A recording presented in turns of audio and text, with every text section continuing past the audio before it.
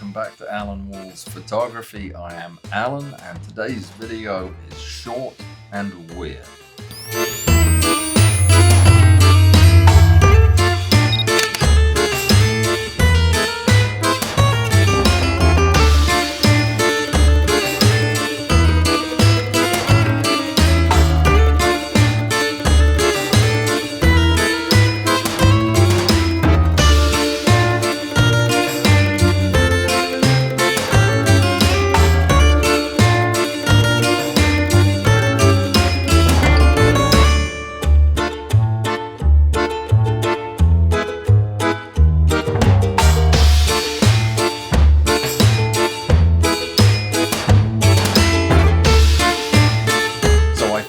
I'm taking a little bit of a chance here. I know that a great many of you that watch my videos are really into the macro photography stuff, and I am too. I love doing it, and I have hundreds more macro videos that I'll be making in the coming months. But it's not the only kind of photography I like to do, and it's not the only way I have fun with a camera. So I hope this doesn't scare anybody off, but every now and again I want to do something different to just show you what I do for fun. And please let me know if this just is not your cup of tea and you don't want me doing this anymore. Let me know, because like I've told you before, I'm only doing this because of you guys. But this is me. I love doing crazy stuff with the camera and Photoshop. I've been doing it for a long time, but I am no Photoshop whiz by a million years. If you want to learn how to use Photoshop the right way, go to a channel called Phlearn, P-H-L-E-A-R-N. It's a guy named Aaron Nace, and he is absolutely far and away the best Photoshop tutor out there. And his videos are fun, and they're informative, and they're detailed, and they're accurate. All the things my Photoshop videos are not. So this is just for fun. I got an alligator head for Christmas, and if you don't think this is going to show up in a video sometime soon, you're mistaken. I also found a truck that I want to use because it comes already painted with mud. Very realistic. This will be showing up, possibly in the same project as the crocodile's head. Anyway, I digress. There's a little backstory to this particular crazy project. I was shooting a model, just some portfolio pictures that she needed here at the studio. And I had everything set up, and she was a little bit late. I couldn't do really much anything else because all the equipment was set up and the lighting. So I just went ahead and killed two birds with one stone, because I needed a photograph of myself to use in a promotional thing I've got coming up. So I decided to just go ahead and shoot a couple of portrait shots of myself. And that went well. It took me about 2 minutes, and I got the picture I wanted. But while I was sitting there on the stool getting ready to take the picture, I noticed that I had left a golf ball. I'd been on holiday recently. You don't want to see me play golf. It's an ugly sight. But I brought a golf ball home with me, and I'd set it on the counter, and I hadn't put it away. And it gave me an idea, as it would any normal person. What do you do when you're taking a self-portrait and you have access to a golf ball? Well, why you replace one of your eyes with a golf ball, obviously. So that's what I did. So the first thing I did was photograph myself in a way that really showed one of my eyeballs. And then I photographed the golf ball, in exactly the same position, so the lighting and the highlights and everything were the same.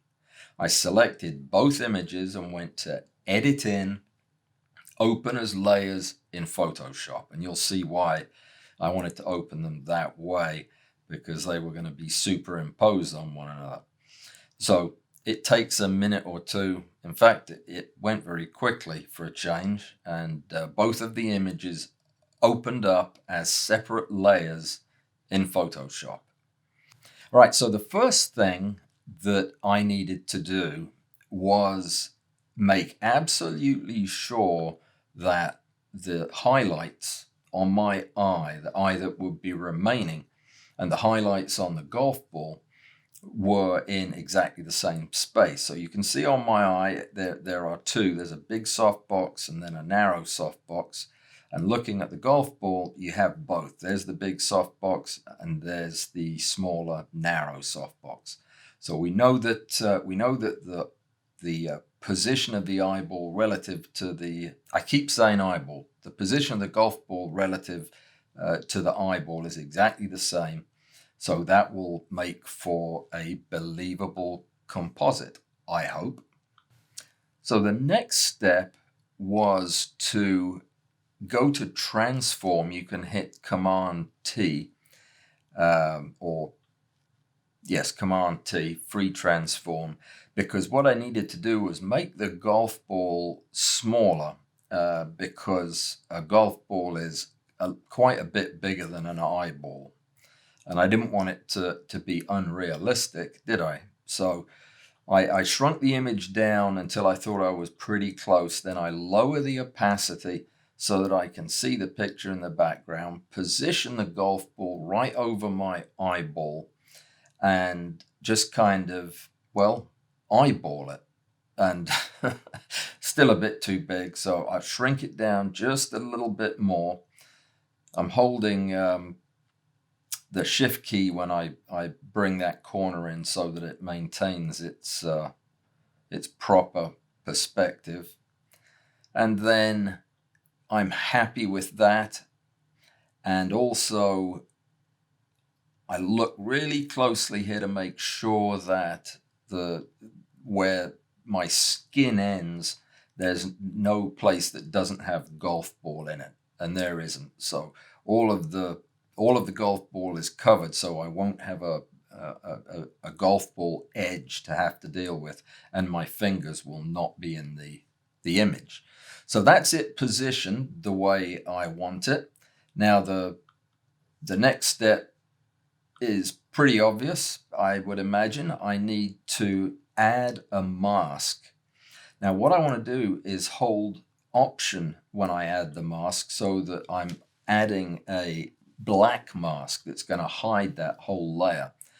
So here we are with the black mask in place. I'm taking a white brush, quite soft. I'm going to settle for a hardness of about 45% should be fine. And I'm going to use normal mode and the opacity 25%. This will allow me to paint the effect on by layering. So by using a low opacity and a soft edge brush, I can very gradually wipe away the black mask to reveal the golf ball. The reason I'm doing it this way is because I want to take advantage of the natural shadows around the edges of the eyeball, and I want to superimpose them onto the golf ball. So I don't need to reinvent what's already been done in the photograph. So I go round and around with this very soft-edged brush. You can be a little more heavy-handed in the middle because you're going to have to cover all of the iris and pupil. Every now and again turn the opacity up to check and make sure there's no eyeball left, and then keep working on the mask as much as you need to. And you'll notice that by doing it this way, the little shiny bits of eye juice that are there around the actual eyeball, I can leave them in, and that makes it look way more realistic. So because this is a very soft brush, I can let the effect kind of peter out at the edges of the image of the golf ball, making it look incredibly natural because the shadows are exactly the way they were on the eyeball. I'm feathering the golf ball into the eyeball. Then when we back out, you can really see how realistic it is. There's still one problem though. There doesn't appear to be any shadow over the golf ball where my hand is. And when I look at the when you look at the original picture, there was a little bit of shadow covering that side of my face. So the next step is, I should have done this on a separate layer, but there you go. I'm not an expert. So I have clicked on the golf ball image, not its mask, and set the burn tool at 1% exposure and just for the highlights, and pick a big soft brush. The reason is I want this to be very, very subtle, and I am just going to ever so lightly start painting over that right-hand side of the golf ball where my fingers are casting a shadow on it. And you just go over it gently, one stroke at a time, as the golf ball starts to look like it's in the shadows on that edge. And that is all there is to it. Now, most of the creative projects I do are equally weird, but a lot more complicated. If this is something that interests you, please let me know, because I would love to do more of these. It's great fun. If it's not your cup of tea, let me know that too, because I don't want to be making videos that you guys don't want to watch. Coming up, I am going to be doing the DIY macro lighting cage build that you guys had asked for. It's very, very simple. If you ever played Legos and you didn't end up with a Lego in your ear or up your nose, you'll be able to build one of these cages. It does involve some sharp tools, so check that you're allowed to handle sharp tools wherever you are. I know that I was never allowed to handle sharp tools. I had to grow up and move away before I could handle a knife. I need to go out today and get the stuff. I think all the shops are closed tomorrow, New Year's Day. Do shops close on New Year's Day? I think they do. Well, can't take any chances. I'm going to go today and get everything, and maybe get that video made sooner rather than later. So keep your eyes open for that. Lot more stuff coming, lot more macro videos coming as well. Thank you again for everybody who follows the channel. And if you don't follow the channel, thank you very much for watching the videos. I really appreciate it. And I will be back again in the year 2020, which is tomorrow, with something else to show you. I look forward to hearing from you. Thanks again for all your support, and have a great 2020. Seriously, that's not a suggestion, that's an order. Have a great 2020. Cheerio.